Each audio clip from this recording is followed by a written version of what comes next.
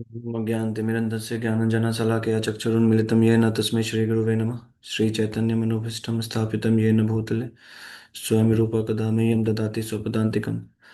नमो विष्णुपादाय कृष्णपृष्ठाय भूतले श्रीमते भक्तिवेदान्तस्वामिनित्य नामिने नमस्ते सरस्वती देवे गौरवाणी प्रचारिणे निर्विशेषशून्यवादी पाश्चात्य देशतारिणे नमो महावदन्याय कृष्णप्रेमप्रदायते कृष्णाय कृष्णचैतन्य नामिने गौरतुषे नमः।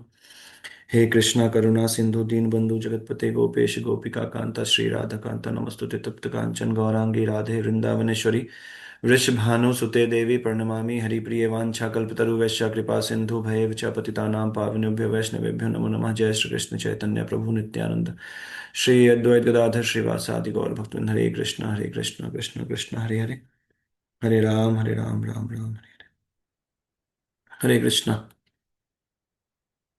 भगवद गीता का अपना जो किताब है, ग्रंथ अपने पास रखिएगा, क्योंकि तीन चार श्लोक आज एक साथ लेंगे और सारे श्लोक जो होंगे वो देखते हुए पढ़ना होगा, तभी आपको समझ में आएगा। और टाइम पास के लिए पढ़ना है तो भी पढ़ सकते, सुन सकते हैं इसको। क्योंकि जो भक्ति है उसमें पहला जो साधना है वो श्रवण का है। कोई अगर बोले कि हमको भक्ति में मन नहीं लगता है या कुछ भी, मतलब मेरा ये सब इंटरेस्ट नहीं है, बहुत लोग बोलते हैं, उनको श्रवण करना चाहिए। श्रवण ज़्यादा से ज़्यादा जो करेंगे उनको अब स्वतः सारे और बाकी जो कार्य हैं उसमें मन लगने लगेगा। क्योंकि जब हम किसी के बारे में सुनते हैं तो फिर उसको जानने का भी मन करता है, उससे मिलने का मन करता है, उनका सेवा करने का मन करता है। जैसे बहुत लोगों को हम लोग जो पहले से नहीं मिले होते हैं, लेकिन उनके बारे में सुने होते हैं कि वो ऐसे हैं, ऐसा है, उनका ऐसा ये है, वो बहुत दयालु हैं, ये मतलब हम लोग जब भी सुनते हैं और जब उनसे मिलते हैं तो फिर या फिर कोशिश करते हैं कि कैसे उनसे मिला जाए। उनसे अगर कॉल करके बात तो कर लेते हैं, देखते हैं, कभी टीवी में दिख गया तो ऐसे देखने लगते। तो श्रवण से बाकी सारी जो क्रियाएं हैं वो अब स्वतः होने लगेंगी। तो इसीलिए कोई भी गृहस्थ है अगर, और कोई भी, किसी को भी अगर ये समझना है कि कैसे हम इसको स्टार्ट कर सकते हैं, तो सबसे पहला ही क्रिया है वो श्रवण होता है। तो श्रवण से ही, और इसलिए चाहे आप सो रहे हो अभी या इच्छा ना ही नहीं हो सुनने का, फिर भी हम पूरे क्लास में 10 बार तो कृष्ण बोलेंगे ही, राधा बोलेंगे ही। एटलीस्ट वो तो सुन लेंगे आप, भले फिलॉसफी नहीं समझ में आए या नहीं समझ में आए। एक बार गोपाल कृष्ण गोस्वामी महाराज के बारे में, मतलब एक बार बोला गया है उनको, एक बार वो पेपर पढ़ रहे थे तो पूरा नेगेटिव पॉइंट लिखा था कि ऐसा है, ये है, ऐसा लिखा गया है, इस्कॉन के बारे में ये किया गया, वो किया गया, तो पूरा हंस रहे थे। तो उनका जो अनुयायी बोला कि क्या, क्यों महाराज इतना गंदा लिखा फिर भी आप हंस रहे हैं? तो बोले, अंडरलाइन किए हुए थे, तो बोले देखो 10 बार वो कृष्ण बोला है। तो क्या होता है कि नहीं चाहते हुए अज्ञात सुकृति उसका हो जाता है।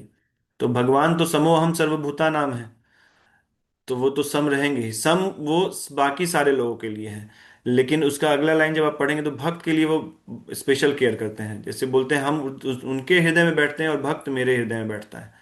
तो पहला लाइन जो है वो सभी लोगों के लिए है, समो हम सर्वभूताना, न द्वेष करते हैं न स्पृहा करते हैं, एकदम सम रहते हैं। तो इसलिए हम लोग को इसको समझना चाहिए। दूसरा एक चीज और क्या है कि फिलॉसफी, बहुत लोग बोलते हैं वो फिलॉसफी नहीं है, वो भक्ति करना है। ठीक है, भक्ति तो आप किसी से पूछिए वो बोलेंगे कि हम भक्ति कर रहे हैं। लेकिन क्यों इतना ज्यादा मतभेद है? पहले तो हिंदू मुस्लिम में है, फिर हिंदू मुस्लिम के बाद हिंदू हिंदू में भी मतभेद है, फिर उसके बाद किसी एक संस्था में जाइए, मठ में, वहां भी मतभेद है। क्यों मतभेद है? क्योंकि फिलॉसफी नहीं पकड़े हैं हम लोग। हम लोग को ये नहीं पता है कि आखिर शास्त्र बोलता क्या है, आखिर हम लोग को क्या करना चाहिए। ठीक है, एक थोड़ा कम बहुत हो सकता है, लेकिन एक ढर्रा अगर एक ही होता है तो फिर मतभेद बहुत कम, मतभेद हो सकता है, मतलब ईर्ष्या द्वेष ये नहीं हो सकता, मतभेद तो हो ही सकता है। मतभेद क्यों नहीं हो सकता? जब दो बुद्धिमान भी वाद विवाद करते हैं, वाद करते हैं, मतलब किसी निष्कर्ष के लिए वो डिस्कशन होता है, ना नहीं कि एक दूसरे की कमी के लिए। तो इसीलिए फिलॉसफी पढ़ना बहुत जरूरी है। और फिलॉसफीज ऐसा नहीं है कि कोई साधु, खुद से भी पढ़िए, बहुत सारे ग्रंथ है, उसको खुद से पढ़ना चाहिए, फिर क्वेरी आएगा, फिर क्वेश्चंस पूछना चाहिए। क्वेश्चंस भी ऐसा नहीं कि, वैसे भगवत गीता को ज्ञान पाने के इससे नहीं देखना चाहिए उसको। ये एक सेवा है भगवान का, ग्रंथ पढ़ना भी एक सेवा है भगवान का। और प्रभुपाद जी बहुत बार इसको भक्ति ही बताए हैं, आप आगे पढ़ेंगे तो आपको समझ में आएगा। तो इसलिए फिलॉसफी भी हम लोग को पढ़ना चाहिए। देखिए सब लोग कुछ ना कुछ कर रहे हैं, लेकिन अगर फिलॉसफी समझ में आएगा तो उसको ये समझ में आएगा गलत क्या कर रहे हैं, फिर उसको सही करने का ट्राई करेंगे। हम लोग हर दिन साधना करते हैं और हर दिन हारते हैं। हम तो पिछले 5 साल से, 6 साल से रो रहे हैं कि थोड़ा सा मन लग जाए भगवान में, लेकिन हर दिन प्रयास करते हैं और हर दिन हारते हैं। लेकिन एक भगवान का कृपा ऐसा रहता है कि हमेशा आपको बल मिलता रहेगा कहीं ना कहीं से कि आप इस, क्योंकि अभी तक जो भी यहाँ पे लोग अभी भी आए हैं, 10 11 लोग हैं, सबको पता है कि कुछ ना कुछ अलग आप महसूस कर रहे होंगे पहले और अभी में, ये 10 दिन के ही अंतराल में। तो जो आदमी 5 साल हर दिन 3 घंटा जप किया है, तो उसको तो आपसे ज्यादा हिम्मत होगा ही कि आप हमको हरा नहीं सकते।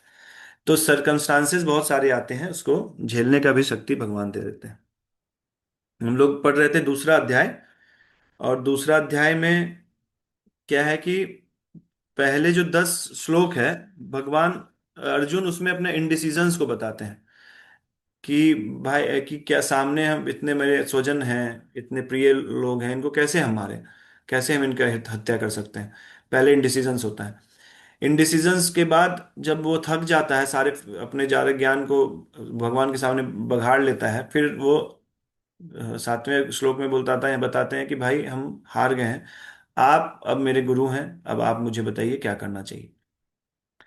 तो उसके बाद जब फिर भगवान मुस्कुराते हैं, 10वें श्लोक में भगवान मुस्कुराते हैं, और फिर 11वें श्लोक से भगवान बताना स्टार्ट करते हैं कि क्या है, क्या बताना स्टार्ट करते हैं, सांख्य योग। देखिए दो तरह के सांख्य योग हैं, एक सांख्य योग जो ब्रह्मवादी लोगों का होता है, और ये जो सांख्य योग है ये भक्ति योग ही है। क्योंकि पहला आत्मा और शरीर का विश्लेषण करते हुए जो ज्ञान अर्जित करने को सांख्य योग बोलते हैं।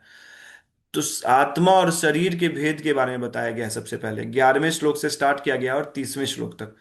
तो आप लोग भी सोच रहे होंगे, पिछले जब से हम क्लास करना स्टार्ट किए सिर्फ आत्मा शरीर बता रहा है। तो ये पूरे भगवत गीता में चलता रहेगा, हर जगह आप इसको कनेक्ट कर सकते हैं। तभी आप इसको समझ पाएंगे, तभी आप अध्यात्म को भी समझ पाएंगे। अगर आपको ये भेद नहीं पता होगा, तो आप फिर बहुत सारे आंसर्स जो है आपके अनआंसर्स, मतलब आपका वो योग्यता ही नहीं बनेगा कि आप इसको समझ सकें। समझ रहे हैं ना बात को, कि क्योंकि आपको पहले इस ज्ञान को लेना बहुत जरूरी है कि आपका जो ये जर्नी है, ये आपका इंडिविजुअल जर्नी है, और ये आपके सोल का जर्नी है, और ये इंटरनल जर्नी है। ये हम लोग अभी जो स्टार्ट करते हैं, इसीलिए बोलते हैं अंदर का ये है, अंदर का ये मामला है। क्यों? क्योंकि हमारे अंदर जो काम क्रोध लोभ मोह मत्सर ईर्ष्या, बहुत तरह का चीज जो अंदर जो गंदगी है, जो वही हम लोग को भगवान से विमुख किया है।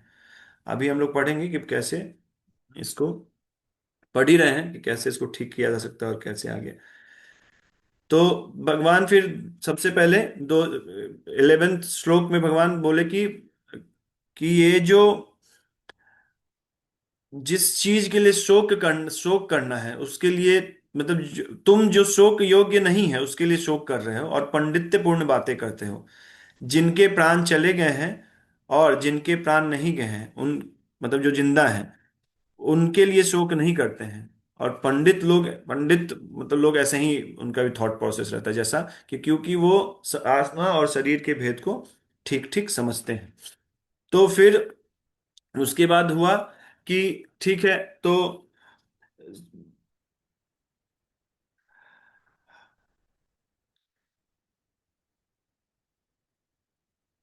या उसमें क्या, फिर भगवान आपको बताए थे 2012वें श्लोक में कि प्रीति के स्थान क्या है। फिर प्रीति का स्थान क्या है, आप सोचिए पहले। तो शरीर है या आत्मा है? तो भगवान बताएं कि आत्मा है। क्यों? क्योंकि देखिए शरीर वहीं रहता है, आत्मा निकल जाता है, उसमें इतना दुर्गंध आ जाता है, इतना हम लोग उसके पास नहीं जाने लगते हैं। तो क्योंकि शरीर वहीं रहता है मरने के बाद, लेकिन आत्मा चला जाता है, तो इसलिए हम लोग उस शरीर को भी प्रेम नहीं करते। तो प्रीति का स्थान क्या था? आत्मा था। हम लोग इसको बहुत अच्छे से पढ़े हैं पहले भी। तो फिर बोले कि अच्छा, तो फिर हम लोग बोले कि ठीक है, यद्यपि आत्मा शाश्वत है फिर भी शरीर आत्मा से जुड़ा है, तो आसक्ति तो हो ही जाएगा। मान लीजिए अगर आत्मा उसी शरीर में था जिससे हम देख रहे थे, तो आसक्ति शरीर से भी हो जाएगा। तो भगवान बोलते हैं ठीक है, स्वाभाविक है, लेकिन आत्मा एक स्टेज से दूसरी, वो देहिनो अस्मिन यथा देह 13वां श्लोक जो है, उसमें बताते हैं कि भगवान की देह एक शरीर से दूसरे शरीर में बदलता है, दूसरे शरीर से तीसरे शरीर में, मतलब बूढ़ जैसे यौवन अवस्था से, बाल्य अवस्था से यौवन अवस्था, यौवन अवस्था से वृद्धावस्था, फिर युद्ध वृद्धावस्था में डीप क्लीनिंग ऑफ बॉडी, और फिर नेक्स्ट हम लोग को शरीर मिल जाता है अपने भी कर्मों के अनुसार, जैसा भी हमारा लास्ट अंत समय में जैसा चेतना होता है उसके अकॉर्डिंग हम लोग को शरीर मिल जाता है। ये स्वाभाविक है। तो बोले कि भाई आसक्ति तो हो सकता है, तो बोला ठीक है। तो फिर जब हम ऐसे समझो कि बाल्यावस्था से जब जवानी में जाते हैं तो हम लोग को हर्ष होता है। हम लोग बहुत कुछ नहीं कर पाते थे, लेकिन बहुत लोग से पूछे कि कब बड़े होंगे, कब बड़े होंगे, बहुत लोग ऐसा पूछते हैं ना, बच्चे लोग। तो जब वो बड़े हो जाते हैं, अपने मन से कहीं भी जाते हैं आते हैं, तो उनको बहुत हर्ष मिलता है। तो ठीक उसी प्रकार जब जवानी से बुढ़ापा आता है तो उसको शोक मिलता है। और फिर जब वो इस शरीर को छोड़ के फिर से नया शरीर मिलता है, देखिए फिर से हर्ष मिलता है उसको। तो ये हर्ष और विषाद, ये शोक चलता रहता है, तो इसको इस तरीके से भी देखना चाहिए। तो फिर अर्जुन बोलता है अच्छा, मतलब ये जो मन है यही दुख का कारण है? तो भगवान बोलते नहीं, सिर्फ मन नहीं, ये मात्रा स्पर्शास्तु कौन्तेय, ये जो हमारा इंद्रिय है, इंद्रिय विषयों के साथ जो संपर्क होता है, इंद्रियों का इंद्रियों विषय के साथ जो संपर्क होता है, उस संपर्क से हमारे सुख दुख होता है। मात्रा स्पर्शास्तु कौन्तेय शीतोष्ण सुख दुखदा, आगमा अपाइनो नित्या तान तितिक्षस्व भारता। तो क्या बोले कि इसको सहना चाहिए। तो फिर अर्जुन बोला क्यों सहना चाहिए हमको, सहने से क्या होगा? तो ये अमृत तत्वाया कल्पते, जो इसको अगला श्लोक में है 25वां में, कि उसमें क्या बोले, मोक्ष के लिए ये योग्यता होना चाहिए। क्या? कि आपको सहन होना चाहिए, सहन करना चाहिए आपको। जैसे किसी भी आदत को भी आपको छोड़ना जाएंगे तो आपको उसका, हम लोग भी हर, अभी ऐसा नहीं कि सब कुछ से मुक्त है, लेकिन हम लोग जैसे कुछ भी एक आदत से ये अगर आप लड़ने जाएंगे, जैसे क्रियाओं में बहुत चीज नहीं आता है। अब हम लोग का ऐसा स्थिति हो गया है कि मतलब भगवान की दया से कि अब ऐसा नहीं क्रियाओं में आता है। जैसे इच्छा कर सकता है ऊटी जाने का, मान लीजिए, लेकिन उसको क्रिया में नहीं आएगा कि उतना बुद्धि अब आ गया है कि वो पता है। अब कोई बोलेगा इसमें क्या गलती है ऊटी जाने में, क्या गलती है वो मार्केट घूमने में? देखिए हम ये नहीं बोल रहे हैं कि आप नहीं जाइए, जरूरत हो तो एकदम बिल्कुल जाइए, मन लगाने के लिए नहीं जाना चाहिए, आवश्यकता पे तो करना चाहिए। अभी कैसे क्या है कि जैसे अभी हम लोग पढ़े लेकिन इसको समझे नहीं, मात्रा प्रसाद तो कौन थे। देखिए आप डेली, जो लोग नशा छोड़ चुके हैं, आप आज भी डेली बाहर जाइए, किसी के साथ पीजिएगा मत। आप जाके देखिए, इतना ही आपको लग रहा है कि क्या हो जाएगा, हो सकता है, तो आप करके देखिए। कोई लड़की ऐसी है जिसको बहुत शॉपिंग का भी आदत होता है, वो छोड़ चुकी है, उसको बुद्धि आ गया, पढ़ती है भगवत गीता पढ़ ले आप, लेकिन डेली जाइए मॉल और मॉल बैठिए, आपको आवश्यकता भी आ जाएगा, आप खरीदेंगे भी, और आपका आदत भी बन जाएगा, फिर से पता नहीं चलेगा। तो ऐसा है कि हम लोग को समझना चाहिए कॉन्सेप्ट को, कि मात्रा स्पर्शास्तु कौन थे, मतलब हम लोग को पता होना चाहिए कि क्या करना है। अच्छा, जरूरत होगा और फिर जाएंगे। जैसे आप देखिए कि सेल आता है किसी भी ऑनलाइन इसमें, हम लोगों को कुछ जरूरत नहीं है, लेकिन हो सकता है यार उस समय बहुत महंगा आएगा, इसलिए वो चार खरीद के रख लेते हैं। आप मोस्टली देखिए बहुत लोगों का, ऐसा नहीं लड़कियों का, लड़का का भी, उनका भी स्थिति बहुत अच्छा नहीं है। हाँ, मतलब उनका भी स्थिति ऐसा ही हो चुका है। लेकिन हम क्या बोल रहे हैं कि आपको जरूर आवश्यकता होगा तो सेल रहे, मान लीजिए कि अभाव है तो सेल का वेट करना चाहिए, और जैसे सेल आए आप खरीद लीजिए उसको। लेकिन इसलिए नहीं कि कम में पैसे में मिल रहा है उसको खरीद लेना चाहिए। हम क्यों बोल रहे हैं? क्योंकि देखिए जब तक आप अपने इंद्रियों को कंट्रोल में नहीं लाएंगे, जैसे आपको पता है कि मॉल में ऐसा, जैसे हम सीपी बहुत नहीं जाते हैं, कनॉट प्लेस में हम रहते हैं, लेकिन आज तक हम गए हैं, 10 बार गए हैं। जैसे किसी के लिए अगर कोई एग्जीक्यूटिव किसी लिए गिफ्ट लेना हो, तो हम बस जाते हैं और हम आते हैं। मेरा सब स्टाफ बोलते रहता है सर यहाँ बहुत सस्ता ये मिलता है, सर यहाँ बहुत ये मिलता है। तो हम, इच्छा मेरा करता है, फिर सोचते, आदत तो था ही, फिर सोचते कि जरूरत होता तो हम आ जाते हैं यहाँ पे। जरूरत नहीं है तो क्यों खरीदना है? मान लीजिए इससे बहुत पैसा भी बच जाता है और बहुत शांति भी मिलता है। आप इसको करके देखिए, जब जरूरत हो हमको, बार में भी जाना हो तो हम चले जाएं। कि मान लीजिए कोई ऐसा दोस्त है जिसकी पिता का तबीयत खराब है और बार में तुम जाएंगे। ऐसा नहीं है बाहर जाना गलत है, उद्देश्य अलग था। तो वैसे ही हर जो इसको सहता है वो धीर हो जाता है। वो बुद्धिमान उसी को कहते हैं, पंडित उसी को कहते हैं। जो बुद्धिमान होता है वही योग्यता है किसके लिए? मोक्ष के लिए, ये बोलते हैं। फिर क्या हुआ कि अब उन लोगों के लिए, यहां तक तो उसके लिए कॉन्सेप्ट था जो बहुत ज्यादा बुद्धि नहीं है जिसको, अब इतना जिसको बुद्धि हो चुका है कि क्यों सहना चाहिए, क्यों नहीं जाना चाहिए, उसके लिए फिर बोला गया है 16वां श्लोक कि नास्ते विद्यते भावो वाला है जो श्लोक। तो उसमें क्या है, असत वस्तु और जो सत वस्तु है उस दोनों के डिफरेंस को बताया है। और जो इस दोनों के डिफरेंस को अच्छे से समझता है उसको तत्वदर्शी बोलते हैं, जानकार उसी को बोलते हैं। तो फिर उन अगले दो श्लोकों में नास्ते विद्या, 17वें श्लोक में आत्मा के बारे में बताया गया और 18वें श्लोक में शरीर के बारे में बताया गया है। हम लोग यहाँ तक पहुंचे हैं। अभी तक हम लोग को थोड़ा बहुत तो समझ में आ गया हो, कि इतना तो समझ ही आ गया हो कि ये शरीर है, इसके अंदर आत्मा है, ये बैठा है और आत्मा का जर्नी है, आत्मा के ऊपर मलिनता है, अलग अलग तरह का ये है। अभी देखिए, हम एक चीज और आज, सोच रहे थे कि हम लोग अगर ये समझ लें कि आत्मा शरीर का भेद क्या है, तो देखिए हम आज पूरा रिवाइज कर दे रहे हैं और कुछ दो तीन श्लोक आपको पढ़ाएंगे अभी, और 30 तक आप पढ़ लीजिए खुद से। अगर नहीं पढ़ेंगे तो आगे का भगवत गीता आपको समझने में डिफिकल्ट होगा। ये 11 से 30 बहुत महत्वपूर्ण है। इसको आप नहीं भी मन करे तो एक बार जरूर पढ़ लीजिए। कुछ भी लगे कि ये फालतू बोल रहे हैं, ऐसा कैसे हो सकता है, तो हम हमेशा अवेलेबल हैं। आप हमसे कभी भी पूछ सकते हैं और हम आपको तब उसी समय अलग से हम आपको जवाब दे देंगे उसमें। लेकिन इसको जरूर पढ़िएगा, नहीं तो आगे भगवत गीता समझने में आपको डिफिकल्ट होगा। तो एटलीस्ट जो अभी 14-15 लोग आए हुए हैं उस उनको ये चीज करना चाहिए, कि वो 11 से 30 श्लोक को बहुत ही सीरियस, जैसे हम लोग पढ़ते हैं तैयारी के लिए। अभी जैसे हम लोग का एग्जाम था बैंक में भी या बाहर भी, जो भी लोग तैयारी कर रहे हैं, जैसे हम लोग पढ़ते हैं उस तरीके से ये 11 से 30 विश्लेषणात्मक ढंग से पढ़ना चाहिए। मतलब समझ समझ के पढ़ना चाहिए। आगे भगवत गीता आप नहीं पढ़े ना, तो भी आपको बहुत सारा काम इससे हो जाएगा। तो इसलिए 11 से जो 30 श्लोक है इसको बहुत वर्ड बाय वर्ड आप पढ़िए और इसको समझने का कोशिश कीजिए कि क्यों बोला गया, क्या है इसका अर्थ, क्या हो सकता है, क्यों है ऐसा। इसको अगले एक वीक में आप बहुत ही तब ध्यान पूर्वक इसको पढ़िएगा।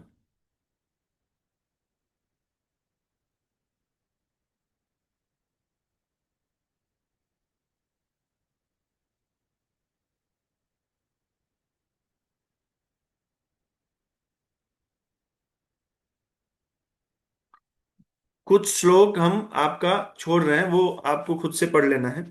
19वां श्लोक है। 19, 20, 21, 20 तो हम लोग न जायते म्रियते पहला ही क्लास किए थे, तो उसमें पूरा फिर से हम आपको ये नहीं देंगे। इसमें कि एक ऑलरेडी रिकॉर्डिंग भी है और आप उसको खुद से पढ़ेंगे तो आपको लगभग समझ में आ जाएगा। प्रभुपाद जी का ही सिर्फ आप पढ़िए अभी। और बहुत आपको अलग अलग आचार्य को पढ़ने की जरूरत नहीं है, जो भी हम बता रहे हैं बस उतना भी आप सुन लेंगे तो आपका काम उसमें हो जाएगा। तो ये जो श्लोक है, ये श्लोक बहुत फेमस श्लोक है। इससे पहले एक 19वां श्लोक है, वो भी, सॉरी, 21वां श्लोक जो है, ये 22वां श्लोक है। 21वां श्लोक है, उसमें क्या बोले हैं भगवान? वेदा विनाशिनम नित्यम यह एनम अव्ययम, यह एनम अजम अव्ययम, कथम सह पुरुष पार्थ कम धातयति हंति कम। मतलब हे पार्थ, जो व्यक्ति यह जानता है कि आत्मा अविनाशी है, अजन्मा है, शाश्वत है तथा अव्यय है, वह भला किसी को कैसे मार सकता है या मरवा सकता है? अभी इसमें एक क्वेश्चन आप लोग को आना चाहिए, हम आपसे पूछेंगे। या अगर नहीं भी आ रहा है तो आप, अगर समझ में भी आए पढ़ने के बाद आप पूछेगा, हम बताएंगे नहीं आपको। एक क्वेश्चन इसमें बहुत अच्छा बनना चाहिए आप। चलिए बता देते हैं कि आप देखिए, इससे आप ये बोल सकता है कि भाई तो कोई किसी को मार सकता है, तो ऐसा नहीं है। हम लोग उसको धर्म के जो ये इंसान के लिए बोला गया है, जानवरों के लिए नहीं बोला गया है। ये ऐसा बुद्धि जानवरों का होता है कि भाई तब हम किसी को कोई भी मार सकते हैं, क्या दिक्कत है। लेकिन इंसान को एटलीस्ट इतना कॉमन सेंस होता है, और जो शास्त्र पढ़ रहा है उसको तो होता ही है कि कैसे, कि ये यहाँ पे कभी ये नहीं बताया जा रहा है कि आप भाई किसी का भी वध कर सकते हैं। देखिए बोले हैं प्रभुपाद जी इसमें कि हिंसा की भी अपनी उपयोगिता है। जैसे जज किसी भी न्याय जब करता है, किसी को फांसी लगाता है, तो वो भी हिंसा हुआ। कोई जो सर्जरी करता है, शल्य चिकित्सा उसको बोलते हैं, जो सर्जरी करता है वो भी कभी कभी पूरा हाथ काट देता है, जहर बढ़ने लगता है तो हाथ भी काट देता है। फिर कभी कभी जो सैनिक है वो भी जब सीमाओं पे रहते हैं तो वो भी हत्या करते हैं। तो वो सब हत्या आपको अब ये डिफरेंस समझ में आना चाहिए, कहाँ करना है कहाँ नहीं, इसके लिए भी ग्रंथ है। तो ये तो कॉमन सेंस भी है, बहुत लोगों को तो कॉमन सेंस भी नहीं है कि नहीं जीव हत्या करना चाहिए। तो लेकिन नहीं है तो फिर हम लोग पढ़ना चाहिए, हर जगह इसमें लिखा हुआ है, हजारों करोड़ों जगह लिखा होगा ये यहाँ पे। तो ये जो उपयोगिता है, इसको और इसका उपयोग इसे जानने वाले पर निर्भर करता है। यद्यपि हत्या हत्या करने वाले व्यक्ति को न्याय संहिता के अनुसार प्राण प्राण दंड दंड दिया जाता है, किंतु न्यायाधीश को दोषी नहीं ठहराया जा सकता, क्योंकि वह न्याय संहिता के अनुसार ही दूसरे व्यक्ति पर हिंसा किए जाने का आदेश देता है। देखिए, कब पहले जो राजा लोग थे वो क्रूर नहीं होते थे, और वो शास्त्र पढ़ते थे, उनको पता था। हमेशा आप देखिए हर एक अच्छे राजा के पास एक कोई ना कोई पुरोहित होते थे, या कोई ना कोई ऐसे साधु होते थे, तपस्वी होते थे, जो उन्हीं का राय, वो जब उनको कंफ्यूजन आता तो उनसे राय के लिए जाते थे उनके पास। वहां पे शास्त्रों में है कि जब कोई भी ऐसा अपराधी है या कोई भी पाप कर रहा है, तो उसको तुरंत दंड दे देना चाहिए। दंड देने से क्या होता है कि उसका अभी भी तो पाप नहीं करेगा इस जीवन में, क्योंकि वो देखना चाहिए वो उसमें कि क्या कि इसको देना चाहिए, नहीं अगर दिया जा रहा है तो फिर पहले अगर दिया जाता था तो उसका एकदम सही उपयोग ये रहता था, क्योंकि वो अभी भी पाप करेगा, उससे भी दुर्गति, और इंटरेस्ट मिलने के जोड़ के अगले जन्म में जो उसका दुर्गति होगा। जैसे उस समय उसको 10 कोड़ा लगा, और अगर वो उस समय उसको दंड नहीं मिलता, और उस समय अगर उसको नहीं दंड दिया जाता, अगर राजा के द्वारा, तो उसको पूरे जीवन अगले दंड मिलता है। इसको आप नहीं समझेंगे, लेकिन शास्त्र इसको अच्छे से समझता है कि, तो शास्त्र इसीलिए बोलता है कि कोई भी अगर अपराधी भी है तो उसको तुरंत दंड देना चाहिए। कोई रेप कर रहा है, कोई मर्डर कर रहा है, उसको ऐसा नहीं कि वो पेरोल है, ये कर, वो 18 साल से जुवेनाइल है, ये है, उसको तुरंत दंड दे दो। क्योंकि अब आप देखिए समाज की स्थिति, इसलिए तो ऐसा ये जो नियम थोड़ी ना पूरा ये मतलब परफेक्ट बना हुआ है। अभी आप देखिए उसका ग्लूकोज निकाल निकाल क्या हो रहा है, उसको तुरंत दंड के भी मृत्यु दंड दे देना चाहिए। वो इंसान है ही नहीं, उस समाज में रहने लायक कहाँ है, जो किसी चीज को ऑब्जेक्ट की तरह देख रहा है कि कैसे कैसे वो निर्भया हत्याकांड ये सब जो भी हुआ था। तो उसको क्या तब भी क्या हुआ, कसाब था, ये था, मान लीजिए ठीक है, कुछ उससे इन्फॉर्मेशन लेना तो उसको जिंदा रखा, लेकिन तुरंत उसको मार देना चाहिए उसके लिए भी।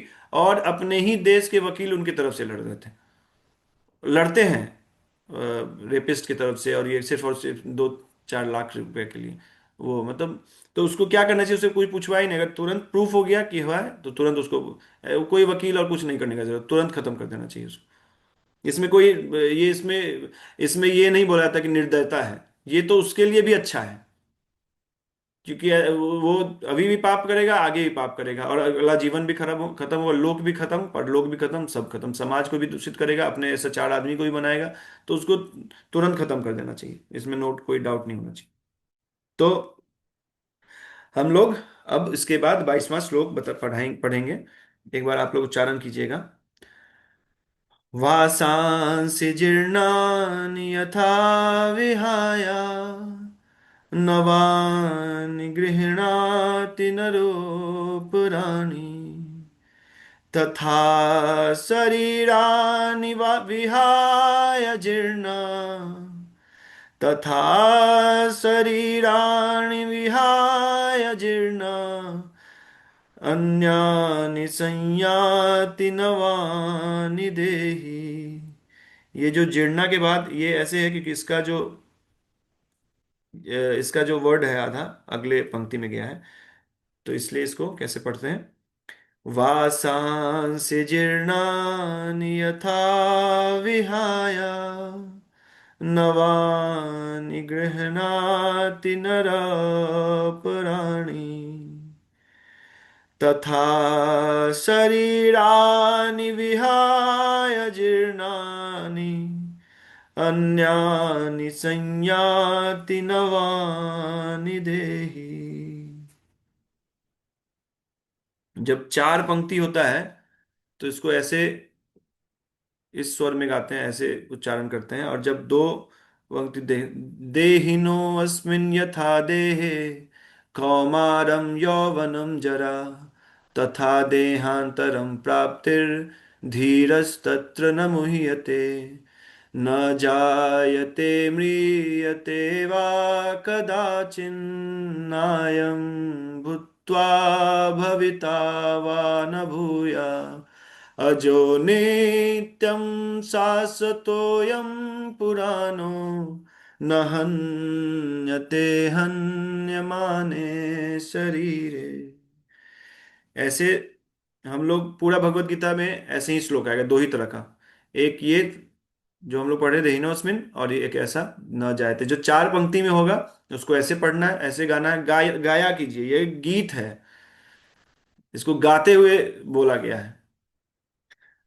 तो वासांस जीर्णानि यथा विहाया, देखिए जीर्ण, जीर्ण जो वर्ड है, हम लोग हमेशा देखते हैं जीर्णोद्धार किया गया, इस मंदिर का जीर्णोद्धार किया गया। तो जीर्ण का क्या है? या तो जैसे फटा पुराना, बूढ़ा, वृद्ध, इसको जीर्ण कहते हैं।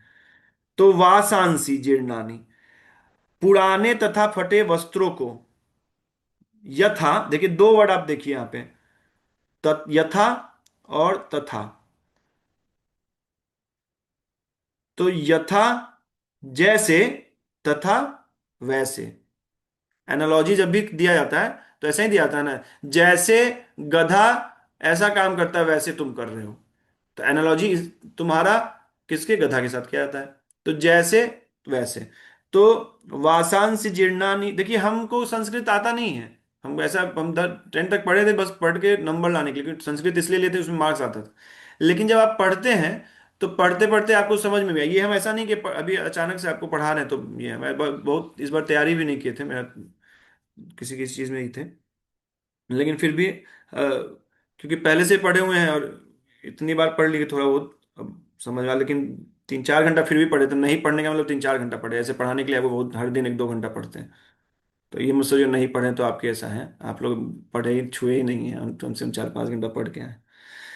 तो वासांस जीर्णानि यथा विहाया, तो जैसे जीर्णानि वासांसी, मतलब जैसे पुराने वस्त्र जो है, पुराने तथा फटे वस्त्रों को त्यागता है, जैसे त्याग कर, विहाया मतलब त्याग कर, जैसे हम लोग पुराने फटे वस्त्रों को त्याग देते हैं, नवानि त्याग कर नवानि गृहणाति, नर अपराणी, नवानी, देखिए क्या है नवानी, मतलब नए वस्त्र, गृहणाति मतलब ग्रहण करता है, नए वस्त्र ग्रहण करता है। कौन? नर, मनुष्य। अन्य वस्त्र, अपरानी मतलब अन्य, मतलब जैसे हम लोग फटा पुराना वस्त्र को त्याग कर, विहाय मतलब त्याग कर, नवानि गृहणाति नए वस्त्र को हम लोग ग्रहण करते हैं। नए वस्त्र गृहणाति, नवानि गृहणाति नए वस्त्र को ग्रहण करते हैं। नरोपराणी, कौन? नर। समझ रहे हैं ना? जैसे हम लोग अपना पुराना कोई भी कपड़ा होता है उसको छोड़ देते हैं, और फिर उसको, जैसे अभी होली आया तो पुराना कपड़ा को क्या किए, होली में खेल के खत्म कर दिए, और फिर नया कपड़ा पहन लेते हैं, शाम में नया कपड़ा पहन लेते हैं। तो इसीलिए कोई दुखी थोड़ी ना होता है, इसे तो बहुत हर्ष होता है। तो ठीक वैसे ही, तथा शरीरानी विहाया जीर्णा, मतलब शरीरों को त्याग कर, वृद्ध तथा व्यर्थ, मतलब जीर्णा शरीरानी विहाया, वृद्ध तथा, क्वेश्चंस अभी आएगा आपको पता है, आगे हम लोग लेंगे इसको। अभी उसको धैर्य पूर्वक सुनते रहिएगा, अगर कोई बुद्धिमान हो उसको आएगा ये क्वेश्चन, कि उसको आ सकता है ये क्वेश्चन, आपको पता नहीं आ रहा होगा। तो जीर्णा शरीरानी विहाया, मतलब जीर्ण मतलब जो वृद्ध तथा व्यर्थ जो शरीर हो जाता है, वो कोई भी शरीर हो सकता है, ऐसा नहीं बूढ़ा का शरीर ही। जो आपको नहीं पता, जो उस शरीर में कभी कभी कोई कोई सिद्ध पुरुष उस शरीर में रहने लायक नहीं रहते हैं। उस शरीर में रहने लायक, वो शरीर उनके योग्य नहीं रह जाता है, क्योंकि वो मुक्त हो हो जाते हैं, लेकिन फिर भी वो ग्रहण किए रहते हैं। बहुत है, बहुत रिसेंटली, अभी बहुत, ऐसा नहीं कि हजारों साल पहले, रिसेंटली भी ऐसे लोग हैं। तो जीर्णानी शरीरानी विहाय, वृद्ध तथा व्यर्थ शरीरों को त्याग कर अन्यानी नए देहधारी आत्मा स्वीकार करता है। मतलब जैसे हम लोग पुराना वस्त्र छोड़कर नए वस्त्र को धारण करते हैं, वैसा ही जो शरीरानी, मतलब वैसा ही जो आत्मा है, वैसा ही जो देही, जो देही देहधारी आत्मा, वो बताए थे ना, देह देही का मतलब डिफरेंस बताए थे आपको पहले। जैसे धन धनी, जिसके पास धनी हो, धन हो वही धनी। तो जिसके पास देह हो देही। तो देह किसके पास है? ये देह आत्मा के पास है, तो देही मतलब आत्मा।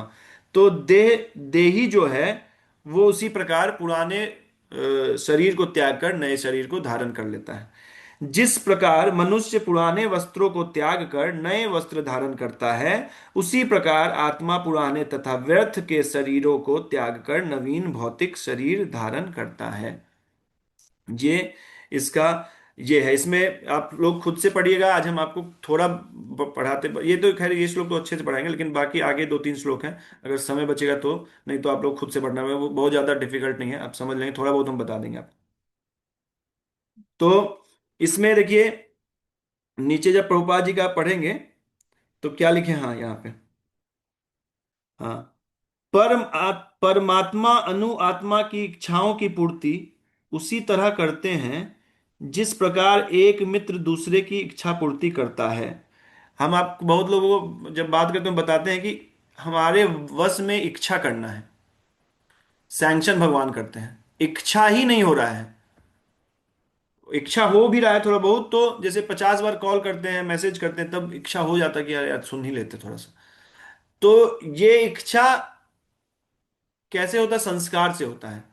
इच्छा कहाँ से आएगा? संस्कार स्वभाव से ग्रसित है, सतोगुण तमोगुण रजोगुण से। समझिए इस कॉन्सेप्ट को, ये पढ़ते रहेंगे हम लोग, लेकिन अब मैं बता रहा एक चीज कि इसको बार बार हम बताते हैं आपको कि जो इच्छा है, पसंद नापसंद, वो संस्कार की वजह से आता है। और संस्कार जो है वो ग्रसित तीनों गुणों से है, सतोगुण रजोगुण तम। जैसे जैसे कर्म किए हैं, क्रिया की है पहले, उसके अकॉर्डिंग ये है। हम लोग का जो जैसा संस्कार रहेगा वैसा इच्छा रहता है। आप हर दिन ये इच्छा बदल सकता है, आप देखिए हर एक सेकेंड बदलता है इच्छा। अभी मन कर रहा पढ़ने का, तुरंत मन कर थोड़ी देर सो जाते हैं। अभी मन कर रहा पढ़ने का, तुरंत मन कर थोड़ी देर टहल के आ जाते हैं। टहलने के मन करते हैं यार थोड़ी जाकर घर में पढ़ लेते हैं। तो इच्छा हर एक सेकेंड चेंज होता है। जो बुद्धिमान आदमी है ना, पता है, वो कंट्रोल करता है मन, उसको ना कंट्रोल करके रखता है। उसको पता होता है क्या उस समय आवश्यकता आवश्यक है, और वो उसके अकॉर्डिंग एक्ट करता है। और हम लोग को भी ऐसा ही करना चाहिए। हमारा मन तो कुछ भी करेगा, चेतना में मन बुद्धि अहंकार, मन बोले तो तीनों चीज। तो चित्त चेतना जो है उसमें कहीं भी लग सकता है, कहीं भी इच्छा किसी चीज का हो सकता है। लेकिन जो बुद्धिमान आदमी है, देखिए, मन से ऊपर बुद्धि को रखना चाहिए, बुद्धि से ऊपर आत्मा को। तो मन आपका क्या कर रहा है, इट डजेंट मैटर। बुद्धि जितना ही हम लोग पढ़े हैं शास्त्र से, या कोई आपको बड़ा बोला है, नहीं है अगर समझ में आ रहा है तो फिर पूछना चाहिए जिसको ज्यादा बुद्धि है उससे। बुद्धि अगर ये बोल रहा है, जैसे कभी कभी सुबह उठना डिफिकल्ट होता है, या बुद्धि को पता है सुबह उठेंगे तो अच्छे से जप होगा, और मन क्या है कि भाई सो जाते, कि तमोगुण से भरा हुआ है, तो थोड़ी देर सो जाते हैं, और आधा घंटा सो जाते हैं, और आप बार बार मन को बुद्धि से हराइए। एक दिन बुद्धि स्ट्रांग हो जाएगा, मन बहुत ज्यादा मैटर नहीं करता है। और ये आप एक्सपेरिमेंट करके देख सकते हैं इसको। बोला है वो तो, बहुत सारा साइंटिस्ट तो इसको बहुत वो एक्सपेरिमेंटेड वे में बताता है, लेकिन ये सामान बहुत ईजी है समझना इसको। व्हाइट डॉग ब्लैक डॉग आप लोग को बताए थे कि एक व्हाइट डॉग होता है, एक ब्लैक डॉग होता है। तो ब्लैक डॉग मन है, व्हाइट डॉग बुद्धि है। आप जिसको ज्यादा खिलाइएगा वही उतना स्ट्रांग होगा। मन किया कर लिए, मन किया कर लिए, तो मन स्ट्रांग हो रहा है। मन किया नहीं किया, बुद्धि क्या बोल रहा है? अगर बोल रहा है भगवत गीता पढ़ना चाहिए तो पढ़ना चाहिए। बुद्धि बोलता है, सबका बोलता है। अभी एक साधु बता रहे थे कि हर एक इंसान का 3 से 4 के बीच में एक बार नींद खुलता है, हर एक इंसान का खुलता है। लेकिन क्योंकि मन इतना उसका पिता बन के बैठा हुआ है कि वही गाइड करता है कि क्या करना है, और उसी को भगवान बना के चल रहे हैं, गुरु मन को ही बनाए हुए हैं। तो इसीलिए मन जो कर रहा है वो करते हैं। तो हर एक समय हम लोग को ये द्वंद्व आएगा, तो हम आप जिसको खिलाते आए हैं वही स्ट्रांग रहेगा। तो उसको स्ट्रांग करने का या तो तरीका है आश्रय ले लीजिए किसी चीज, किसी का, किसी के आश्रित रहिए। भाई आप बोलिए नौकर हैं हम आपके, दास दास दासानुदास, तो बस, अगर आश्रय है तो बुद्धि मन क्या बोल रहा है वो हमको पता ही नहीं भाई, आप बोल दिए। एक बार डिसीजन ले लीजिए, सोच समझ के सारा, जब अच्छा बुद्धि हो आपका, अच्छा ये हो समय, तो इसे समझ लीजिए कि हाँ भाई इसको, इस सही बोल रहा है ये। और एक बार मान लिए तो फिर कभी कभी ऐसा करेगा यार ये तो ये करता है, ये करता, उस समय बुद्धि, उस समय समझना नहीं चाहिए। इस उसके जो आप जिसको आप आश्रय लिए हैं उसका बात मान लीजिए उस समय। वो बोले, मन बोलेगा, द्वंद्व होगा अंदर की, अरे यार क्या ही फालतू बोल रहा है। हम लोग एक बार बहुत फीवर था, बहुत ज्यादा। तो हरिगोपाल प्रभु हमको बोले कि सुबह आना है मंगल आरती। और सुबह मंगल आरती आता था, हम लोग जाते थे 2:30 बजे, पोछा भी करते थे हम लोग, हम मंदिर जाके पहले पोछा करते थे 2-2:30 बजे। तो अभी आप पूछ लीजिए सबसे, बोलेगा भाई फीवर है, पोछा ओछा करोगे दिमाग उसका और फीवर बढ़ जाएगा, ये कर जाएगा। अब आप लोग मत कीजिएगा, उस श्रद्धा के अकॉर्डिंग करना चाहिए, नहीं तो फिर हमको गाली दीजिएगा। तो हम भाई, तो हम तो आश्रय ले चुके थे, क्योंकि मेरा तो स्थिति खराब था जिंदगी का। तो हम बोले कि भाई अब बोले हैं तो आएंगे, चले गए। फिर हमको वहां गए, वहां बोले कि अब जैसे पहुंचे तो फिर बाल में तेल लगाए। अब बोले यहाँ लेटो, बैठो यहाँ पे, यहीं बैठ के जब करो। तो हम बोले तो ये मंगल आरती में सिर्फ आ जाना, वहीं कुर्सी पीछे लगा दिए थे, ब्रह्मचारी हैं। अब पीछे चेयर लगा दी, बोले यहीं बैठो तुम, हम ही सब कर लेंगे, तुम कुछ नहीं करो, बैठो। क्यों? क्योंकि मन को आज खिला दोगे तो हर दिन तुम सोच लो कि जाना है मंदिर, चाहे 2:30 बजे उठते तो उठे। अभी ऐसा स्थिति है, अभी 102 2:30 फीवर था अभी कुछ महीना पहले, हम उस समय भी 2 टाइम नहाए हैं अभी। और स्वस्थ है, ऐसा नहीं कि फालतू, हमें सही बोल रहे हैं, जो हमको जानता हो देखता हो, बहुत कम ऐसा होता है कि हमको बोलते हैं कि आज मेरा तबीयत खराब लग रहा है। बहुत भगवान का ऐसा कृपा है अब, तो खैर। लेकिन हम बता रहे हैं आपको, श्रद्धा से, श्रद्धा होगा हर एक छोटा चीज में, आश्रय आप शिफ्ट कीजिए अपना भगवान की तरफ, भगवान की तरफ शिफ्ट कीजिए, अरे भगवान देख लेंगे, करके देखिए।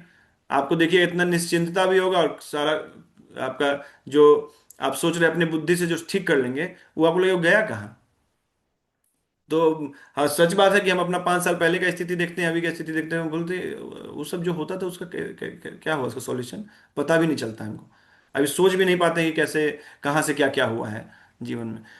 तो ये मेरा कुछ भी इसमें नहीं था, हमको ऐसा साधु संग मिला, ऐसे लोग मिले हमको जो हमको खींच के वहाँ यहाँ तक लाए। तो हमको उस समय डाउट नहीं होता था। अब तो हम उनसे भी बहस करते हैं, मतलब वो कुछ बोलते हैं कॉन्सेप्ट तो हम भी कॉन्सेप्ट अपना बोलते हैं, हम भी कुछ पढ़ लिए 5 साल में। तो अब वो कुछ बोलते तो हम भी, मतलब अब डिस्कशन होता है, तो ऐसा नहीं है, बहुत हेल्दी डिस्कशन होता है। बाद में हम ही मतलब हारते भी हैं, और हमको पता होता, लेकिन वो ऐसा नहीं कि तुम कैसे, हम तुमको सिखाए हैं, तुमको कैसे कुछ नहीं। एक समय जाने के बाद जब बच्चा ही बड़ा हो जाता है, उसको ऐसा फ्रीडम देना चाहिए, किसी को कंट्रोल में नहीं रखना चाहिए। वो अपने आप स्वतः अपने स्वभाव के हिसाब से कर लेगा। तो जैसे अभी रिसेंटली एक दो लोग हैं ऐसे, जिनको अलग अलग गुरु पसंद है, जैसा नहीं इस्कॉन से हैं, बहुत सारे अलग अलग लोग हैं। तो जब हम स्टार्ट किए थे तो हमको लगता था कि यार प्रभुपाद जी, प्रभुपाद जी, हम, हाँ प्रभुपाद जी तो मेरे लिए तो भगवान के समान। और हमको जो दिए वही दिए हैं, और उनके जो भी, उनके जो, उनका ही जो थॉट प्रोसेस है, उनका ही जो हम पढ़ते हैं, उसी से मेरा जीवन चलता है। लेकिन जब आदमी के अंदर उदारता आता है, तो ये संकीर्णता अपने आप खत्म हो जाता है। तो हम उनको रिसेंटली अभी सारा कुछ हम कर रहे हैं, उनका प्रोसेस जो भी दीक्षा का है, कैसे उनको लेना है आगे, क्योंकि एक बार दीक्षा हो जाएगा तो पकड़ के रह जाएगा जीवन भर। हमको भक्त बनाना उद्देश्य है, किसी संस्था से जोड़ना उद्देश्य नहीं है। हाँ, लेकिन ये है कि अगर आपका भजन मेरी तरह है, तो ये संस्था आपको बहुत मदद करेगी, क्योंकि ऐसा कीर्तन होता है जो आपका स्वभाव, जैसा आपके स्वभाव के आपका जो भी भजन क्रिया है, वो ये सपोर्ट करता है। तो अगर ये थॉट प्रोसेस किसी को अच्छा लगता है तो यहाँ है, अगर किसी को रामानंदी थॉट प्रोसेस अच्छा लगता है जाए। अब है राजेंद्र दास महाराज जी हैं आपके, अभी 2-3 और लोग नाम है, हम नहीं बताएंगे, लेकिन हम बता रहे हैं क्यों, क्योंकि आप पहले एक फिलॉसफी समझिए, अपने आप एक समय जाके आपका बुद्धि खुलेगा, आप अपने आप आपको समझ में आया क्या करना है, कैसे क्या करना चाहिए, क्या करना है। तो हम उनका दीक्षा ऐसा ही नहीं कि हम जानते हैं कि उनका बुद्धि काम करता है इसीलिए, ऐसा नहीं कि सीधे किसी को भी हम बोल देंगे, क्योंकि हमको पता है हर जगह कुछ ना कुछ चल रहा है।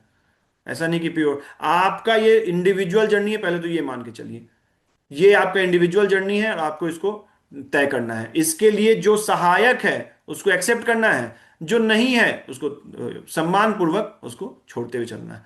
तो कभी कभी हम बोलते हैं इसके बारे में, तो कभी कभी बोलता है भाई आप रामसुखदास जी को नहीं पढ़े, आप उसको नहीं पढ़े, हम क्यों पढ़े भाई, हम इसी फिलॉसफी से संतुष्ट हैं। आप पढ़ के देखिए, आपको समझ में नहीं आएगा तो फिर आप आइएगा फिर मेरे पास, फिर पूछिएगा क्या। आप एक फिलॉसफी तो पढ़िए, समझ रहे बात को। तो हम लोग को इच्छाओं से यहां तक हम पहुंचे हैं, खैर ठीक है, जरूरी था।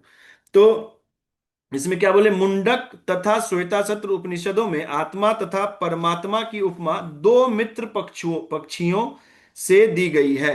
एक वृक्ष है जिसमें आत्मा और परमात्मा दोनों बैठे हैं, एक शरीर है, वृक्ष को शरीर समझिए, और उसमें दो पक्षी हैं, आत्मा और परमात्मा। इसको समझिएगा फिर पढ़िएगा तो समझ में आ जाएगा आपको। दो पक्षी हैं, कैसे पक्षी हैं? एक पक्षी सच्चिदानंद, उनको सब पता है, वो गुरु पिता के रूप में बहुत बैठे हुए हैं, बस आनंद ले रहे हैं वो। और वो इच्छाओं देख रहे हैं कैसे क्या कर रहा है ये, इसको क्या चाहिए क्या नहीं। समझ रहे हैं बात को? ऐसे है वो, मान लीजिए आप ये फेस हुआ, आपको ऐसे देख रहे हैं, और एक पक्षी जो है स्व अगर ऐसे हो जाए तो उसको सुख मिलेगा, देखने लगे, उनको फॉलो करने लगे, उनका आज्ञा मानने लगे तो सुख मिलेगा। लेकिन वो कैसे है? वो ऐसे है, विमुख है। विमुख होकर क्या कर रहा है? वो अपना इंद्रियों का भोग का सेवन कर रहा है। तो वो पक्षी अलग अलग फल खा रहा है, कभी खट्टा खा ले रहा है, कभी मीठा खा ले रहा है, कभी दुख हो जा रहा है, कभी सुख हो जा रहा है। और खट्टा हो रहा है तो दुखी हो जा रहा है, और मीठा मिल रहा है तो सुखी हो जा रहा है। और जो दूसरा पक्षी है वो वहां बैठे हुए हैं, वो देख रहे हैं उसको, उनको सब पता है कि वो मीठा नहीं होगा, खट्टा नहीं, सब में फालतू। अच्छा, इसी इच्छा से क्या कर रहा, फिर दूसरे पैर पे चढ़ के वो सोच रहा है वहां मीठा मिलेगा। फिर तो इससे कैसे कि शरीर में ये जो इच्छाएं हैं मेरी, वो हम लोग जो भौतिक इच्छाएं, जो हमारी जो भोग की इच्छाएं हैं, वो हमको सुख और दुख प्रदान कर रहा है। और यही इच्छा हमको अगले शरीर में भी जाने का मजबूर करता है, क्योंकि इच्छाएं रह जाती है, जहां इच्छाएं रहेंगी चेतना वहीं रहेगी। और चेतना, जैसे मान लीजिए किसी के पैसा में चेतना है तो वो जीवन भर, आप देखिए, ऐसा नहीं है हम ऐसा ही कुछ अलग बात कर रहे हैं, आप देखिए अपने आसपास जो बूढ़े लोग मरते हैं, मरते मरते भी पोता को देख लेते हैं, उसको बुला लो उसको ऐसे छाती से लगा लेते तो मर जाते हैं। तो ये इच्छाएं था कि बुढ़ापा जवानी स्ट्रगल में बीता है, तो जब बुढ़ापा में बच्चा का हाफ पैंट कैपरी पहन के एक कुत्ता का पोटी उठा के घूम रहे हैं। तो कर रहे हैं, ये इच्छाएं हैं। अब उसका मती कहाँ घुसा हुआ है, क्योंकि यहाँ पार्क में अगर कोई कर दे तो उसको उठाना पड़ता है, तो ये पेपर लेके घूमता है। अब मान लीजिए उसी दिन उसी समय वो मर गया, तो उसका पॉटी में ही मती रहेगा, तो उसका जो कीड़ा बनेगा वो पॉटी मल में ही कहीं कीड़ा बना रहेगा। तो क्या होता है, इच्छा ये भी, हमारा भी स्थिति ऐसा ही है। क्या होता है कि जब हम लोग, मतलब इच्छाओं की वजह से अगला शरीर मिल रहा है, ये था। इच्छा को चेक करते रहना जी, कहाँ जा रहा है। कोई अगर ईमानदार होगा ना तो समझ जाएगा कि इच्छा कहाँ मेरा जा रहा है। हम तो हर दिन देखते हैं, और हर दिन लगता है कि क्या हम क्लास दें आपको, लेकिन फिर सोचते हैं कि यार ये भी अगर नहीं देंगे तो फिर ये भी स्थिति, ये भी ठीक नहीं रहेगा। तो कम से कम कुछ लोग तो है अभी, कल भी हमको एक लोग बोले कि अब 16 माला करना स्टार्ट किए हैं। भाई हम, मेरा तो आप लोग उद्धार कर दीजिएगा, हम तो अपने से नहीं कर पाएंगे, लेकिन आप लोग जो 16 माला कर रहे हैं, आपके चरणों में मेरा मतलब कर जोड़ के निवेदन है कि ऐसा ही 16 माला करते रहिएगा। हम तो गिर भी सकते हैं, हम तो भोग में जा भी सकते हैं, आप लोग मत जाइएगा, और कंटिन्यू कीजिएगा, और एक दिन मतलब ऐसा दया कीजिएगा उस दिन आप लोग आके हमको बचा लीजिएगा। मतलब ये हम आपसे उम्मीद करते हैं, इतना पढ़ाए हैं, गुरु दक्षिणा यही है। तो दो पक्षी के बारे में बताया गया कि वो विमुख होके अलग अलग वो शरीर लेता है। तो इसमें मुंडक उपनिषद, सॉरी हाँ, मुंडक उपनिषद का, अच्छा देखिए, हम प्रभुपाद जी के चलते उपनिषद का भी कम से कम हम लोग 5 श्लोक तो पढ़ ही लिए होंगे। ऐसे कौन जीवन में पढ़ा होगा उपनिषद? कोई नहीं पढ़ा होगा। तो हम लोग उपनिषद, ये तो श्वेता सत्र उपनिषद का है, सॉरी, ये श्वेता सत्र उपनिषद में अच्छा, मुंडक उपनिषद में भी है और श्वेता सत्र उपनिषद दोनों में है। तो ये श्वेता सत्र उपनिषद वाला हम लोग देख रहे हैं, तो इसमें क्या है? समाने वृक्षे पुरुषो निमग्नो, समाने वृक्षे, एक ही वृक्ष पे पुरुषो, दो पुरुष, निमग्नो, निमग्न है, आनंदित है, दो पुरुष। कैसे कैसे हैं? ईशा, ईशया, निशया मतलब ईशया, न ईशिया। कौन मग्न है? सॉरी, एक ही वृक्ष पर दो प्रकार के पुरुष हैं, जिसमें एक मग्न है। एक जो हम लोग हैं, जीव जो है वो आत्मा परमात्मा दोनों ही तरह बैठे हैं। और एक जो आत्मा है वो मग्न है किसमें, भोगों में। लेकिन ना ईशिया, ईश्वर नहीं है। ईश्वर मग्न नहीं, वो तो ना ना द्वेषो अस्ति ना स्प्रिय, वो तो सम रहते हैं। और क्या बोले, सोचती मुह्यमाना, मतलब बार बार, मुह्य, सोचती मतलब शोक, और मुहि मोहित हो रहे, बार बार वो शोकग्रस्त और मोहग्रस्त हो रहा है, मतलब बार बार वो शोक और मोह से ग्रसित है। सुख और दुख उसको बार बार मिल रहा है, मतलब समाने वृक्ष, एक ही वृक्ष पर पुरुषो निमग्नो, एक जो पुरुष है वो निमग्न है, न ईशिया जो ईश्वर है वो निमग्न नहीं है, वो बस वहां, वो बस देख रहे हैं उसको। सोचती मुह्यमाना, शोक में और शोक से और मोह से ग्रसित है। ये था पहला लाइन, समझ गए इस चीज। दूसरा लाइन, जुष्टम यदा, लेकिन जिस समय, यदा, दा मतलब समय, कदा कब, यदा, यदा मतलब जिस समय, कदा मतलब किस समय, एकदा मतलब एक समय, समझ रहे हैं। तो दा मतलब समय होता है। तो जुष्टम यदा, तो जुष्टम मतलब लेकिन जिस समय, जिस समय पश्यत्ययन अन्य, अन्यम ईश, ईशम अस्य, पश्यत्य अन्य ईश, अन्यम ईशम अस्य, अस्य तक रख लीजिए, अस्य हटा दीजिए, अस्य इधर लेंगे। तो पश्यत्यन्यम ईशम, ये दूसरे पक्षी जो ईश है उसको देख रहे, पश्यत, लेकिन जिस समय, दो पक्षी हैं लेकिन जिस समय जो ईश हैं वो उसको देख रहे हैं, अस्य महिमानम इति वीत शोका, ये दूसरे पक्षी, अस्य मतलब ये दूसरे पक्षी, हाँ अस्य यह दूसरे पक्षी उनकी महिमा को जान जाएगा, जो देख रहे हैं उनकी महिमा को अगर जान जाएगा तो वीत शोका, मतलब वो शोक और शोक उस और मोह उसका नष्ट हो जाएगा। समझे। दो पक्षी हैं, एक पक्षी विमुख होकर भोग भोग रहा है, एक बार वो भगवान से उन्मुख हो जाएगा, भगवान के ऊपर जर्नी स्टार्ट भी कर देगा वो, तो उसका वीत शोक जो है, वो उसका शोक जो है वो नष्ट हो जाएगा। ये मुंडक, ये श्वेताश्वत उपनिषद और मुंडक उपनिषद में लिखा है। यद्यपि दोनों पक्षी एक ही वृक्ष पे बैठे हैं, किंतु फल खाने वाला पक्षी वृक्ष के फल के भोक्ता रूप में चिंता तथा विषाद में निमग्न है। हम लोग जैसे चिंता और विषाद में निमग्न है, हर इसका हम लोग सॉल्यूशन भी नहीं पता, और हम लोग यही, इसी को मतलब एक्सेप्ट कर लिए हैं कि यही है लाइफ, तो यही है struggle, life is full of struggle, हम बोलते हैं ना कि हाँ ठीक है सॉल्यूशन, सॉल्यूशन ही पूछ लीजिए उससे, नहीं स्ट्रगल करो, तो मूर्ख है हम स्ट्रगल करें। कहाँ स्ट्रगल करें भाई, हमको भी सुख चाहिए, तो क्यों, कैसे मिलेगा, तो वही इसका ये है, यदि किसी तरह, किसी भी तरह, मान लीजिए भोग भी चाहिए, आपको पैसा भी चाहिए, आपको ज्ञान चाहिए, जिज्ञासा है किसी भी तरीके से, है ना, किसी भी तरीके से वो अगर अपने भगवान, मित्र भगवान की ओर, मित्र, हमारे ऐसा मित्र नहीं है जो है, कोई मदद भी कर रहा है तो उसके बदले कुछ चाहिए। पत्रम पुष्पम फलम तोयम यो में भक्त्या प्रक्षति, भक्ति भाव से आप एक फल, पुष्प, एक थोड़ा सा चुल्लू भर पानी में जल, आप कुछ भी, एक पत्ता तुलसी का पत्ता चढ़ा दीजिए, तो उतना में भी खुश। अभी अभी ऐसा नहीं है, सक्षमता हो तब भी यही जाके भाई ये तो बोला गया है पत्ता चढ़ा देना, नहीं जाना चाहिए तो भक्त और भगवान को खूब देना चाहिए। खूब आप, जब आप जा रहे हैं कहीं इसमें, तो उनको भिखारी के रूप में नहीं देखना चाहिए। वो आपसे करोड़ों गुना अच्छे हैं कि धाम में भीख मांग रहे हैं, आप भी भीख मांग रहे हैं, इसी में बैठ के मांग रहे हैं। वो धाम में भगवान के आश्रित जीवन जी रहा है, और जिसको कुछ नहीं चाहिए, वो सिर्फ खाने भर का जुटाता है, और उसमें आप 10 रुपए देंगे और 10 साल तक याद रखते हैं कि उसको हम 10 रुपया दे रहे हैं, यार भिखारी क्लब खुई वहां घूमते रहता है, सिर्फ भिखारी लोग घूमते हैं। जो मेरे साथ जाते हैं आप देखिएगा, जो मेरे साथ अगर कभी गए होंगे, हमको, मेरा मतलब मन करता है कि क्या हम कर दें, क्योंकि उनका जो सौभाग्य है वो मेरे आगे तो कुछ नहीं, हम तो कुछ नहीं उनके साथ। भले वो हम लोग शरीर के स्तर पे देख रहे हैं कि हम एसी में बैठे हैं, कार में बैठे हैं, और वो वहां भीख मांग रहे हैं, उनका जो मनोस्थिति होता है, कभी कभी कोई, अभी समझ नहीं सब सारे भिखारी, लेकिन कोई कोई भिखारी का जो स्थिति होता है, हम पर्सनली मिले हैं। एक बार एक भिखारी को 50 रुपये हम दे दिए, उस 50 रुपये लेके पहले मारा हमको, ऐसे फेंक दिया हमको, बोले तुम गाली दिया, बोले तुम्हारे भरोसे हम जीवन जी रहे हैं, अन्न नहीं खाते हम, गोवर्धन में आपको मिलवाएंगे कभी, अन्न नहीं खाते हैं। बोले तुम्हारे भरोसे हम जीवन दे रहे जी रहे हैं, राधा रानी देगी, तुम मत दो हमको। तो हम सब फिर सब क्षमा मांगे, "सर, महाराज हमको नहीं पता था महाराज"। जैसे हम लोग देने का भाव समझ गया होगा, लेते होंगे, लेकिन वो भाव भी पकड़ लेते होंगे।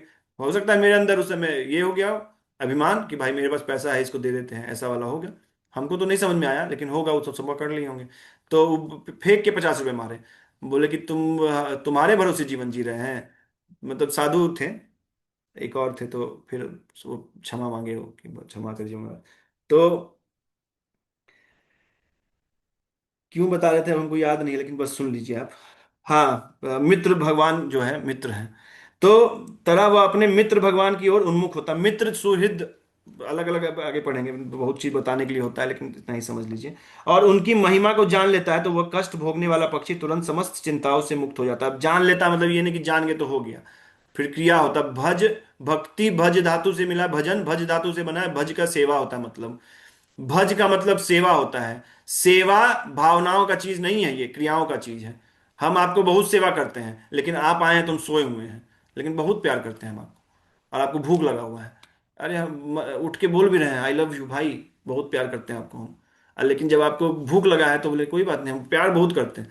तो सेवा अगर नहीं कर रहे हैं तो उसको प्यार नहीं करते हैं। किसी आदमी को आप बोल रहे हैं कि भाई हम सब गरीबों को बहुत प्यार करते हैं, तो उनके कष्ट में आपको कष्ट होना पड़े चाहिए आपको। उनको जो भक्त होता है ना, वो ऐसा नहीं है कि वो बेवकूफ होता है, ऐसा नहीं है कि सिर्फ उसको ऐसे बैठ के जप कर रहा है। वो आपको लग रहा है कि जपने से क्या होता है, अरे जपने से सब आ जाता है, सारे सद्गुण आ जाते हैं। नारद मुनि बोलते हैं भागवतम में, जो भगवान का भजन करता है उस पे सारे सद्गुण खुद आ जाते हैं। सारे सद्गुण आप देखिए, भक्त को बताना पड़ता है क्या किसी किसी पे दया करो, वो तो ऐसे ही रोते रहता है। आप लोग इसका अनुभूति थोड़ा बहुत कर लिए होंगे, जो पहले आपका ये होता होगा और अभी आप देखने का तरीका पूरा चेंज हो जाता है। लेकिन कहां से आया वो, नाम जप से ही आया।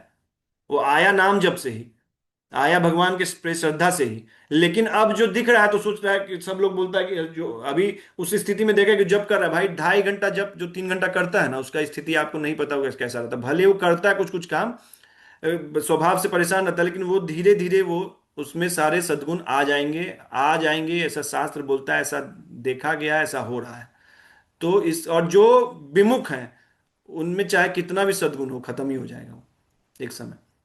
आप देख लीजिए, जो आदमी विमुख है, अभी इसको मानेगा नहीं बहुत लोग, लेकिन जो आदमी विमुख है उनको अगर एनालिसिस कीजिएगा, वो हर एक क्रिया के पीछे उसका स्वार्थ रहता है। आप बैठ के देखिएगा। और इसीलिए कोई भक्त अगर निस्वार्थ भाव से किसी का मदद करता है, जैसे हम बहुत बार किसी को कॉल करते हैं, तो बहुत के मन में ऐसा द्वंद्व हो सकता है, यार इतना कॉल काहे कर रहा है। एक्चुअली हमको पता है, एक बार आप पूछ लीजिए जो 16 वाला करता है, हम एक बार भी कॉल नहीं करते उसको। हमको पता ही है कि हमको पता है कि भाई वो अपना स्थिति देख लेंगे। उनको आप देखिए कितने लोग हैं यहाँ पे, उनका क्वेश्चंस का स्टैंडर्ड बढ़ते जा रहा है। हम थोड़ी ना कुछ बत पढ़ाए उसके, हम तो जो यही एक सप्ताह, जो एक सप्ताह में एक क्लास ले रहे हैं 1 घंटा, वही बस। लेकिन क्या है कि जब अपने आप स्वतः अपना काम करना स्टार्ट करता है, इसीलिए किसी को भी, किसी को अगर कोई 16 वाला कर रहा है उसको बहुत ज्यादा फिर फॉलो अप नहीं करते हैं। लेकिन जो नहीं कर रहा है उसको फिर करते हैं बार बार। क्यों, एक बार वो आ जाए उसके बाद निश्चिंत हो जाएगा। हमको आप बता दिए कोई भी यहाँ से एक आदमी जो हम दक्षिणा किसी से मांगे हो, जो हमको 2 2 3 3 साल से चाह रहे हैं, तो दक्षिणा के लिए नहीं करता भक्त, निस्वार्थता उसका क्यों जानता ही नहीं, हर जगह स्वार्थ देखता है। तो उसको भक्त में भी निस्वार्थी दिखता है, अरे यार ये भी तो किसी ना किसी उद्देश्य से कर रहा होगा, इसका भी कुछ ना कुछ इसको चाहिए होगा। आजकल तो है ना वो चंदा चाहिए होगा इसको, ये चाहिए होगा।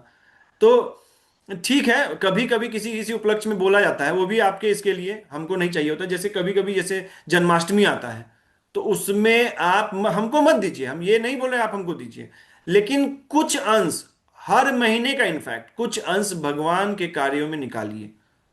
या तो किताब खरीदिए अपने लिए पढ़िए, किताब ग्रंथ खरीदिए आप ही पढ़िए। ले अगर कोई गरीब है जो पढ़ना चाह रहा है उसको भेजिए, उसको दीजिए। नहीं तो जाके, भले उस साधु बैठ के खाएगा, लेकिन फिर भी दीजिए, क्योंकि वो 364 दिन वही सेवा करता है। आप एक दिन जाके जज करके आ जाते हैं कि अरे यार वहां तो सब यही कर, लेकिन 364 दिन मन चाहे बिना मन के भगवान का सेवा वही कर रहा है, फल चढ़ा रहा है तो वही चढ़ा रहा है, आप नहीं चढ़ा रहे हैं। आप एक दिन गए जज करके आ गए उसको, ऐसा नहीं होना चाहिए। तो भाव ये रखना चाहिए कि सेवा भगवान के हर एक सप्ताह में, हर हर एक मंथ में कुछ ना कुछ अंश आप कुछ ना कुछ, जैसे कहीं मान लीजिए नहीं आपको समझ में, जाके साधु लोग को खिला दीजिए। आप जाइए वृंदावन धाम, जाइए धाम में, जाइए वहां जो साधु लोग बैठे रहते हैं, भले वो मांगेंगे आपसे, हाथ दीजिए उनको, उनका अधिकार है आपके पैसा पे। ये आपको समझ में भी नहीं आएगा कैसे अधिकार है, क्योंकि अहंकार विमूढ़ आत्मा करता हम इति मन्यते, तो उसको तो लग रहा है हम कर रहे हैं। तो यही अहंकार को खत्म करना चाहिए, और कुछ अंश जो है भगवान के सेवा में लगाना चाहिए।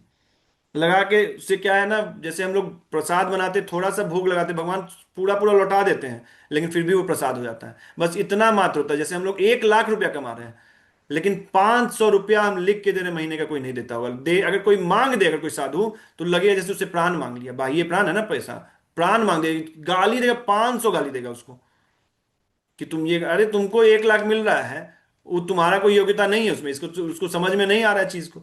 जिसको समझ में आता है भाई, खुद खुद से दीन पूर्वक बैठा था कि भाई कौन कहाँ से कुछ मांग ले, हम दे दे उसको।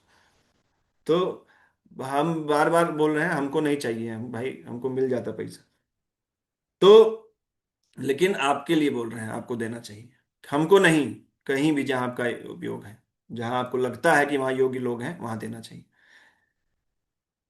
हाँ, तो ये था ये श्लोक। इसमें इसके आगे है, नैनम छिन्दन्ति शस्त्राणि, नैनम दहति पावका। ये पढ़ लीजिए थोड़ा सा है। नहीं, लेट हो गया, चलिए 1 घंटा हो गया, नहीं तो वो बहुत चीज बताएं, सिर्फ श्लोक है एक, लेकिन इसके आगे थोड़ा बहुत बड़ा बता देते हैं कि इसमें क्वालिटी, क्या क्या क्वालिटी है इसमें बताए हैं भगवान की आत्मा क्या है क्वालिटी। और 24 और 25 में भी बताया गया है कि उसका क्या क्या, भगवान 12 इसके गुण बताए हुए हैं 24 और 25 श्लोक में। 12 गुण, उसका अर्थ, बहुत बार अर्थ ऑलरेडी पहले श्लोकों में हो चुका है, और वो वर्ड भी पहले श्लोकों में हो चुका है। तो वो क्यों बताए हैं, वो भी हम लोग पढ़ेंगे। अब पढ़ेंगे नहीं, इसको 25 तक आप लोग खुद से पढ़िएगा, ठीक है? 25 तक आप लोग खुद से पढ़िएगा इसको। 11 से लेके 25 तक, 30 तक नहीं, 25 तक भी अगर पढ़ लेंगे आप, क्योंकि आगे हम फिर पढ़ाएंगे 27 श्लोक, अगला बहुत अच्छा श्लोक है, जातस्य ही ध्रुवो मृत्यु, वो पढ़ाएंगे हम लोग, पढ़ेंगे हम लोग। लेकिन 25 तक आप इसको पढ़िएगा एक बार, और आपको इसमें कोई डाउट नहीं होना चाहिए, क्योंकि ये अगर डाउट रह गया तो आप पूरे जीवन जो है शास्त्र को नहीं समझ पाएंगे। पढ़ लेंगे लेकिन समझ नहीं पाएंगे, क्योंकि जो स्पिरिचुअल एक्टिविटी है वो इसी डिफरेंस से स्टार्ट होता है।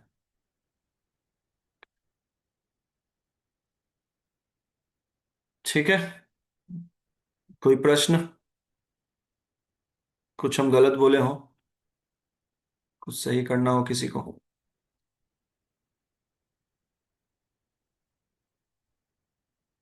ठीक है, जिसको जाना है चले जाएं। 18 लोग। रिकॉर्डिंग स्टार्ट स्टॉप कर लेते हैं। और जिसको जाना चले जाइए भाई, हम बुरा नहीं मानते।